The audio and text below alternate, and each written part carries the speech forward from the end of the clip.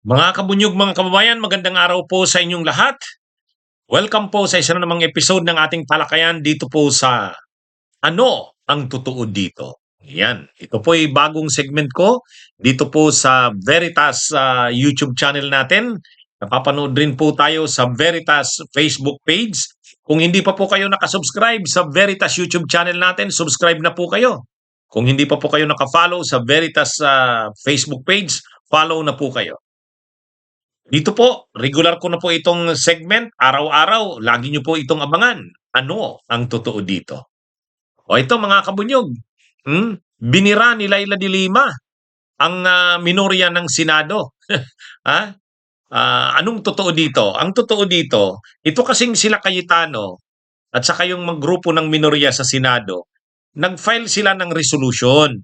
Ngayon, yung resolution nila na final, ang laman ng nasabing resolution, Ah, ang gusto nilang mangyari, ang sino mang Pilipino na may kaso ng violations ng international humanitarian law tulad ng crimes against humanity, genocide, war crimes, kapag may kaso at may warrant of arrest, dapat dalhin muna sila sa lokal na korte at i-request ang extradition. So ang mag-o-order ng extradition, lokal na korte.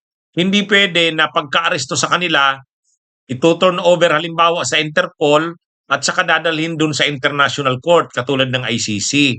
Kumbaga, sa resolution na ito ng minorya ng Senado na pinangunahan ni Alan Peter Cayetano, ayaw na nilang mangyari yung nangyari kay Duterte na inaresto ito, pagkatapos tinurn over sa Interpol at dinala sa ICC. Kaya, kung dahil dito sa resolution nilang ito na inisponsoran ng mga senador ng minorya, halimbawa itong si Bato at si Bongo ay mayroong warrant of arrest, dapat dalhin muna sila sa lokal na korte. I-request ang extradition nila. Saka sila dalhin sa kung saan, sa ICC. Ngayon, sabi ni Senadora, ni Congresswoman Laila de Lima, yan ay kumbaga itong mga senador na ito parang hindi ba mga mambabatas. Parang hindi sila mga senador na miyembro ng Kongreso. Siyempre dapat bilang mga senador, sila ang gumagawa ng batas, alam nila ang batas. Ano ba ang nasa batas? Mayroong Republic Act 9851. Ang nakalagay sa Republic Act 9851, Section 17, kapag may Pilipino na may kaso sa violation ng international humanitarian law tulad ng crimes against humanity, genocide, at war crimes, at may kaso sila sa unililiti sila o pinoprosecute sila sa ibang tribunal, halimbawa sa International Tribunal o International Court, tulad ng ICC, ayon sa Republic Act 9851, Section 17, may option ang gobyerno. Ang una, pwedeng isurrender. Ibig sabihin, hindi nadadaan sa korte, hindi nadadaan sa extradition. Diretso na. Ang magdi-decide lang yan, executive. Gobyerno ang magdi-decide kung isusurrender ka agad. Ang isa pang option, idaan sa korte. Isusurrender sa korte, magre-request ng extradition, ang korte ang mag-o-order na extradite. Kaya sa Republic Act 9851, may dalawang options na gagawin ng gobyerno. Depende yan sa administrasyon kung alin ang gagamitin. Katulad kay Duterte, ang ginamit yung first option, yung surrender. Ngayon, ang sinasabi ni Senadora Laila de Lima, itong mga senador na ito ng minorya, dapat alam nila yung batas na yan. Bakit nila ini-insist na dapat dumaan muna sa lokal na korte? Dapat dumaan muna sa lokal na korte. Pag naaresto, dadaan muna sa lokal na korte. Hindi lang naman yan yung option na nakalagay sa batas. May option, dalawa ang nakalagay sa batas. Bakit ngayon pinangungunahan ng mga senador ang executive? Nasa executive kung ano ang gagawin. Kasi trabaho yan ng executive. Hindi naman trabaho yan ng legislative. Yang batas na yan, na Republic Act 9851, nakalusot yan sa Kamara, nakalusot sa Senado, at pinirmahan ng Presidente, naging batas. Kaya dapat itong mga senador kung ayaw na nila sa batas na yan dahil ibang naiisip nila, ay amyendahan muna nila ang batas. Pero hanggat nandyan yung batas na yan, hindi pwede yung sinasabi nila na kapag may warrant of arrest, turn over muna ang isang Filipino citizen sa korte. Hindi ganyan ang nakalagay sa batas. Kaya sabi ni Senadora Leila de Lima, itong mga senador na ito, alam ba nila ang batas? Sila ang tagagawa ng batas, and yet hindi nila alam ang batas, nakakahiya. Kaya, actually, matindi yung banat ni Senadora Leila de Lima sa mga senador na ito. Ang tinutukoy dito mga senador, yung minorya, sila Cayetano, sila Marcoleta, kasi parang ang ginagawa nitong mga senador na ito, isa na lang na paraan ang gagamitin, yung extradition. Ay yung palang isa, yung pag-surrender, nakalagay din yun sa batas eh. Inaalis na pala nila yon sa batas.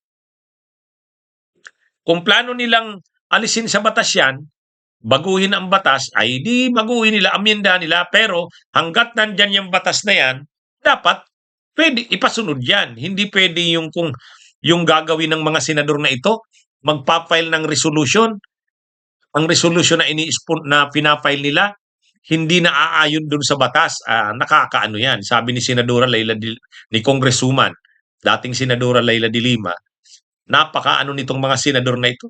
Parang walang mga alam sa batas o nagmamaang-maangan. Kaya itong resolution anyang ito ng mga senador ng minorya,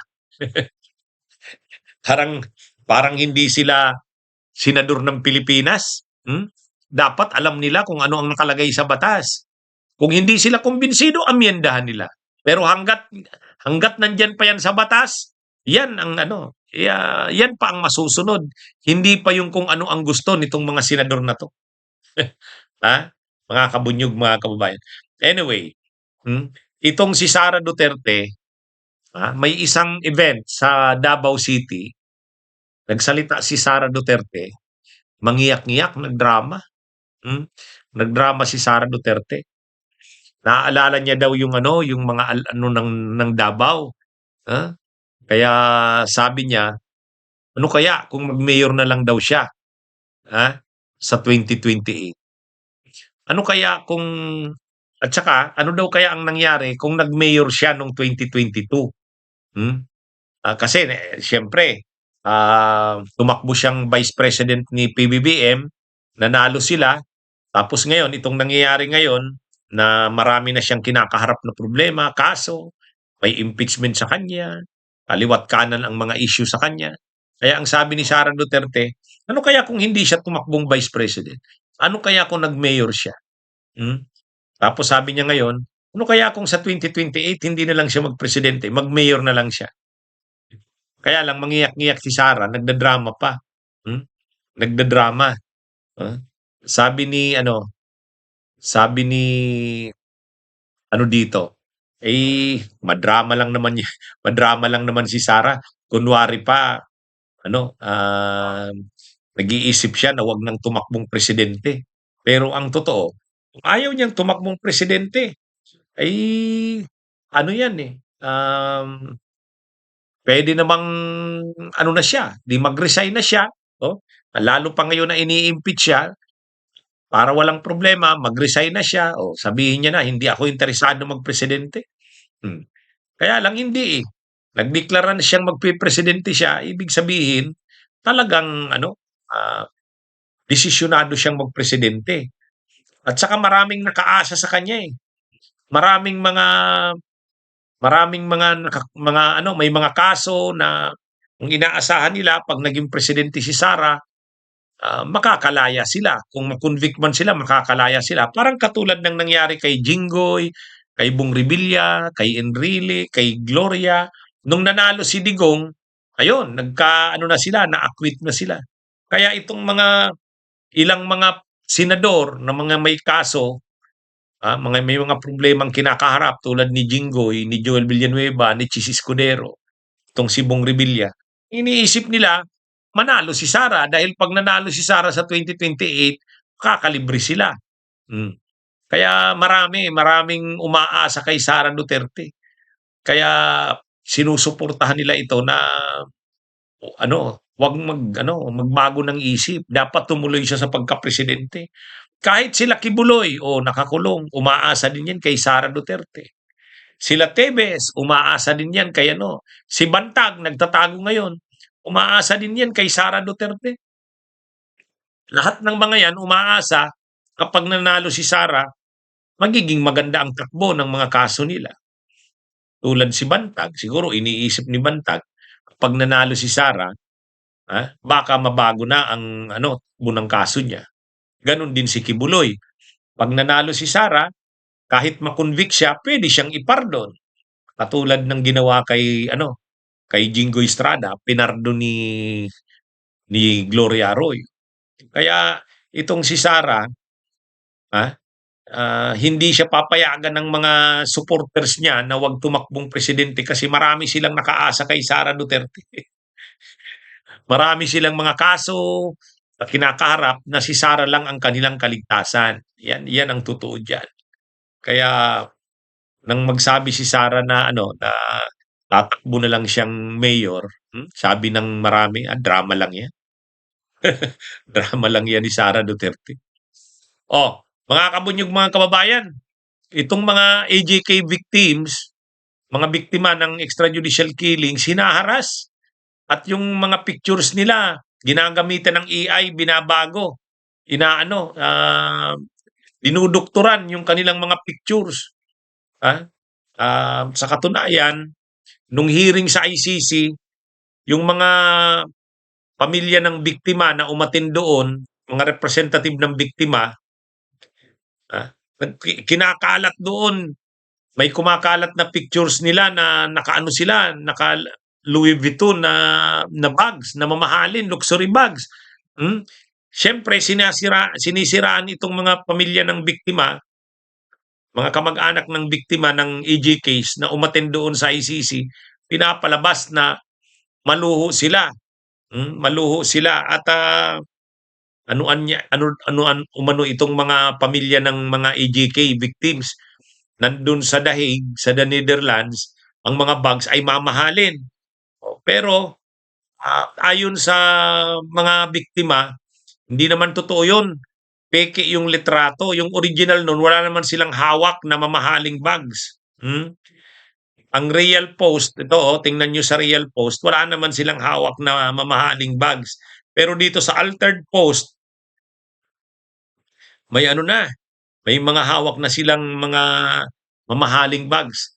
Kaya nag-aano itong mga pamilya ng mga biktima na grabe ang ginagawa sa kanila. Siyempre ang may gawa nito ang kampo ng mga DDS. Sinisiraan yung pamilya ng biktima na nandun pumunta dun sa Dahig. Ito ngang si Shera Escudero, sabi niya, about AI images, masyado na po nilang minamanipulate ang mga evidence at images po namin. Natatakot na po ako na lumabas. Si Shera Escudero, isa sa mga kamag-anak ng mga biktima sa AG case na pumunta sa Dahig sa hearing doon. Kaya lang sabi niya, yung mga pictures daw nila ng mga pumunta doon sa Dahig, minamanipulate, dinudukturan. Kaya natatakot sila kasi grabe ang ginagawa sa kanila na panghaharas ng mga DDS.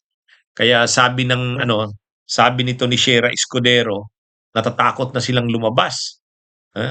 Kaya matindi ang ginagawa sa kanilang operations nitong mga DDS. Sinisiraan sila. Pinapalabas na may mga nagbibigay sa kanila ng pera, na itong mga perang ito ay ginagamit nila pangbili ng mga mamahaling mga bags tulad ng Louis Vuitton. Sa totoo, hindi naman. Dinudukturan, minamanipulate yung mga pictures nila gamit ang AI. Kaya grabe naman itong mga DDS na ito. Anyway, yan mga kabunyog, mga kababayan, yan ang totoo sa mga topics natin na discuss na ito.